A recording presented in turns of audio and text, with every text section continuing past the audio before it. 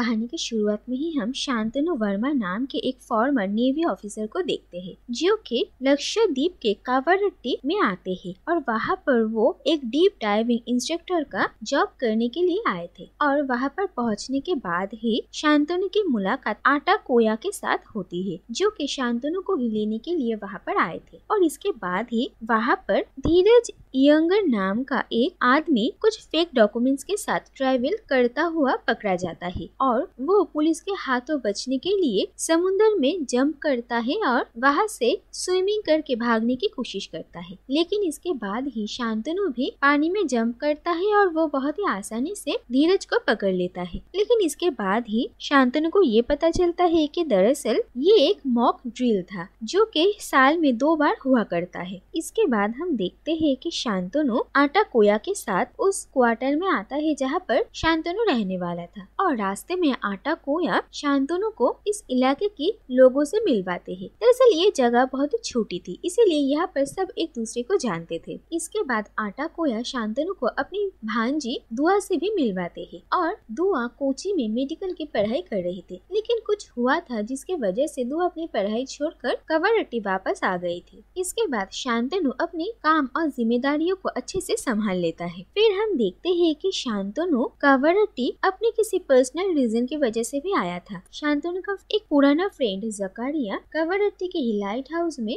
Operator थे और शांतनु अपने फ्रेंड से भी मिलना चाहता था। लेकिन वो जब भी लाइट हाउस में जकारिया के बारे में पूछने के लिए जाता था तब भी उसे कोई न कोई बहाना सुनने के लिए मिलता था। इसके बाद एक दिन शांतनु जकारिया को पकड़ लेता है और जकारिया शांतनु को देखकर बहुत गुस्सा करता है और उन लोगों की बातों से हमें ये पता चलता है कि 11 साल पहले शांतनु नादिरा नाम की एक लड़की से प्यार करता था और उन लोगों के इसी प्यार के वजह से ही शांतनु और जकारिया को नेवी से निकाल दिया गया था। और जकारिया इस बात से आज भी शांतनु के ऊपर बहुत ही ज्यादा गुस्सा है। शांतनु जकारिया को बताता है कि वो नादिरा के छोटे भाई नसीब ईमान को ढूंढते हुए ही यहाँ पर आया है क्योंकि शांतनु को पता चला है कि नसीब ईमान कावरत्ती के ही नेवल बेस में फिलहाल जॉब कर रहा था और बहुत दिन हो गए हैं शांतनु को नादिरा की कोई खबर नहीं मिली। इसीलिए वो नसीब से मिलकर उसकी बड़ी बहन के बारे में पूछना चाहता था। जकारिया ये बात जानकर बहुत ही गुस्सा हो जाता है कि इतने सालों तक भी शांतनु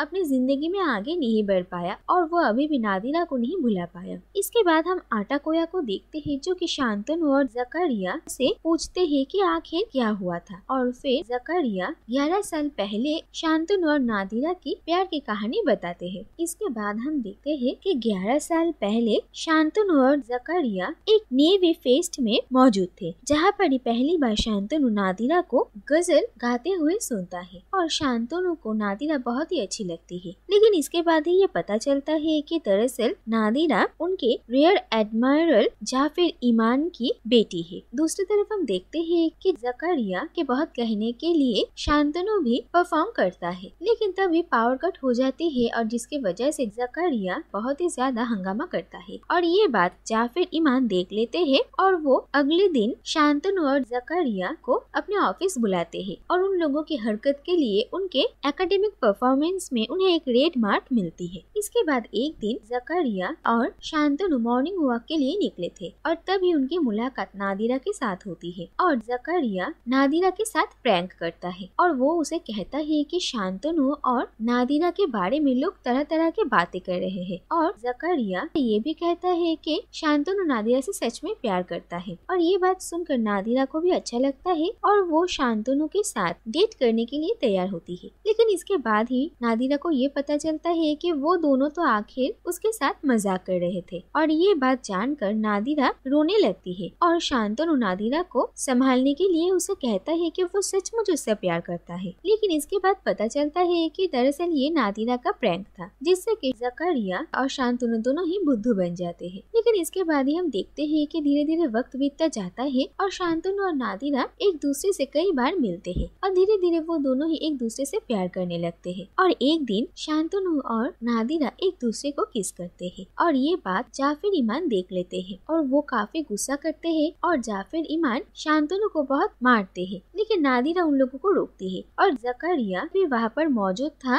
और बाकी नेवी ऑफिसर्स जब शांतनु को मार रहे थे तब जकारिया उन्हें रोकता है। इसके बाद देखा जाता है कि जकारिया और शांतनु के ऊपर कुछ चार्जेस लगाए जाते हैं और उन्हें कोर्ट में बुलाया जाता है और वहीं पर ही जाफिर ईमान शांतनु को उनकी बेटी के साथ बदतमीजी करने का इल्जाम लगाते हैं और वहाँ पर उन लोगों को पता चलता है कि दरअसल नादिरा सिर्फ 15 साल की है और ये बात जानकर शांतनु बहुत ही हैरान होती है और अगले दिन नादिरा कोर्ट में आकर सबके सामने ये कहती है कि दरअसल शांतनु और नादिरा एक दूसरे से प्यार करते हैं और इसके बाद ही शांतनु और जकारिया को डिसमिस कर दिया जाता है और इसके बाद ही एक सीनियर नेवी ऑफिसर शांतनु और नादिरा को अकेले में मिलने के लिए बुलाते हैं और वो नादिरा को उसकी गलती के लिए बहुत डांटते हैं। वो कहते हैं कि उसकी वजह से शांतनु की लाइफ बर्बाद हो गई, लेकिन नादिरा ये कहती है कि वो सच में शांतनु से प्यार करती है और वो शांतनु के लिए सारी जिंदगी इंतजार कर सकती है और नादिरा के मुंह से ये सारी बातें सुनकर शांतनु बहुत हैरान होता है। इसके बाद शांतनु और जकारिया वहाँ से चले जाते हैं और इसके बाद कहानी प्रेजेंट में आती है और शांतनु उन लोगों को कहता है कि इस इंसिडेंट के 5 साल बाद एक दिन अचानक जाफिर ईमान अपने कुछ लोगों के साथ शांतनु के क्वार्टर में आते हैं और शांतनु को नादिरा के बारे में पूछते हैं, लेकिन इसके बाद ही नादिरा का कॉल आता है और वो जाफिर ईमान को कहते हैं कि वो ठीक है। दरअसल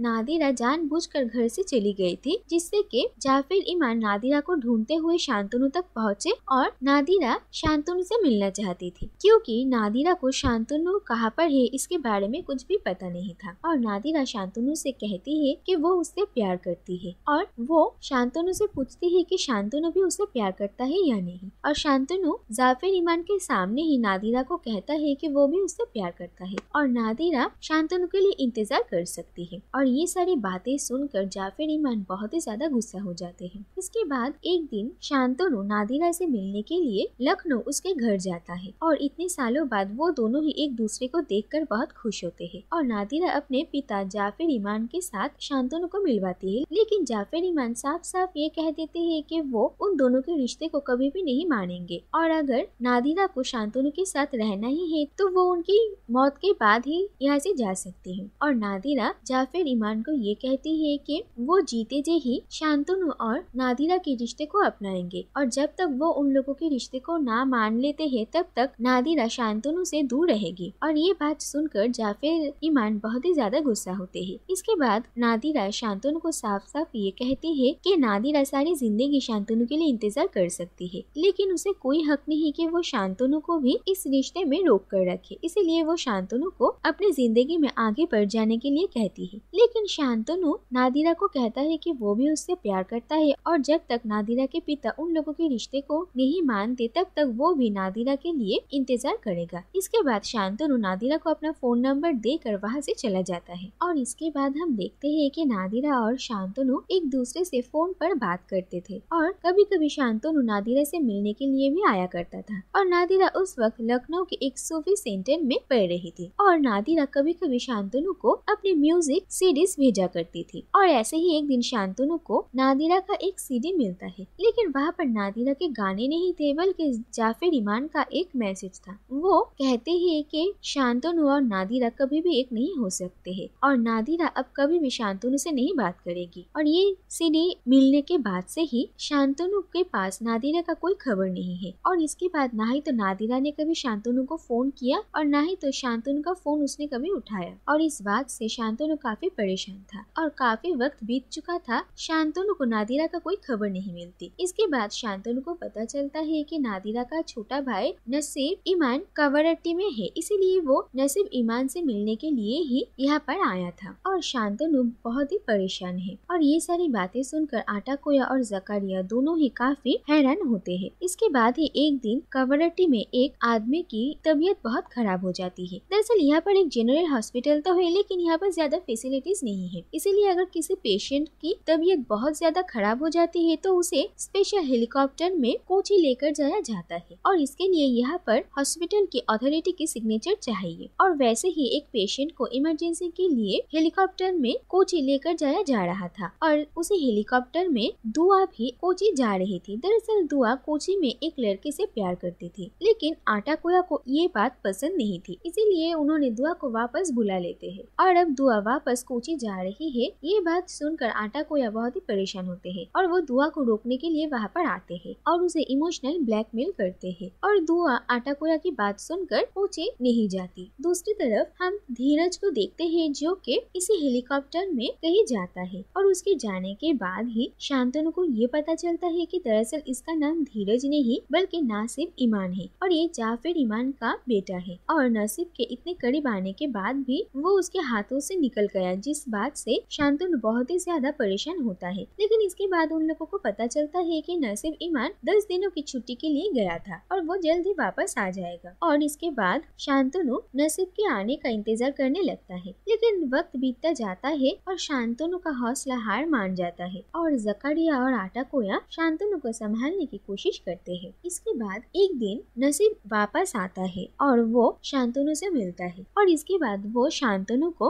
नादिरा के बारे में बताता है। दरअसल नादिरा और शांतनु जब एक दूसरे के कांटेक्ट में थे तो एक दिन जाफिर ईमान नादिरा को कहते हैं कि अगर ऐसे ही वो दोनों एक दूसरे से बात करते रहेंगे तो उन लोगों का अलग होने का कोई मतलब ही नहीं और ऐसे वो लोग जाफिर को धोखा ही दे रहे हैं। और इसके बाद नादिरा अपने जिद पे आ जाती है और वो अपने पिता को ये साबित करना चाहती थी कि अगर नादिरा और शांतनु एक दूसरे के कांटेक्ट में भी नहीं रहेंगे फिर भी वो दोनों एक दूसरे से ही प्यार करेंगे। और इसी बात को साबित करने के लिए नादिरा शांतनु के साथ अपने सारे कॉन्टेक्ट्स तोड़ देती है और फिर जाफिर ईमान एक सीडी में नादिरा के सामने ही वो मैसेज रिकॉर्ड करके शांतनु को भेजते हैं। लेकिन इसके बाद नादिरा अपने घर में भी नहीं रहती, वो अपना घर छोड़कर एक सूफी सेंटर में जॉब लेकर वहाँ पर चली जाती है। लेकिन इसके बाद कभी भी वो शांतनु से भी नहीं मिली है और ये सारी बातें सुनकर शांतनु के दिल को थोड़ा तसल्ली मिलती है और नासिब शांतनु को कहता है कि वो नादिरा और शांतनु के साथ है और वो दरअसल अपने पिता से ही मिलने के लिए गया था और उन्हें शांतनु के बारे में नासिब ने सब कुछ बता दिया। इसके बाद देखा जाता है कि एक दिन जाफिर ईमान नादिरा के फोन से ही शांतनु को कॉल करते हैं और वो शांतनु को कहते हैं कि बहुत वक्त बीत चुका है और ऐसी जिंदगी नहीं चल सकती है, इसीलिए वो उन लोगों की जिंदगी का एक फैसला करना चाहते हैं और वो शांतनु को कोची बुलाते हैं क्योंकि जाफिर ईमान और नादिरा कोची आए हैं। लेकिन वो लोग सिर्फ एक दिन ही रुकने वाले हैं और शांतनु को उसी वक्त में कोची पहुंचना पड़ेगा। लेकिन इसके बाद शांतनु को ये पता चलता है कि 4 दिन तक कोची और कवरट्टी के बीच कोई भी शिप आना जाना बंद रहेगा और अब शांतनु कैसे कवरट्टी से कोची पहुंचेगा ये उसे समझ में नहीं आ रहा था। जकारिया और आटाकोया शांतनु की बहुत मदद करने की कोशिश करते हैं लेकिन उन लोगों के पास जितने भी रास्ते थे सभी एक एक करके बंद हो जाते हैं और जाफिर ईमान ने कुछ नेवी ऑफिसर्स को भी शांतनु के ऊपर नजर रखने के लिए कवरट्टी भेजा था और ये सब कुछ जाफिर ईमान का ही प्लान था। और इसके बाद जकारिया शांतनु को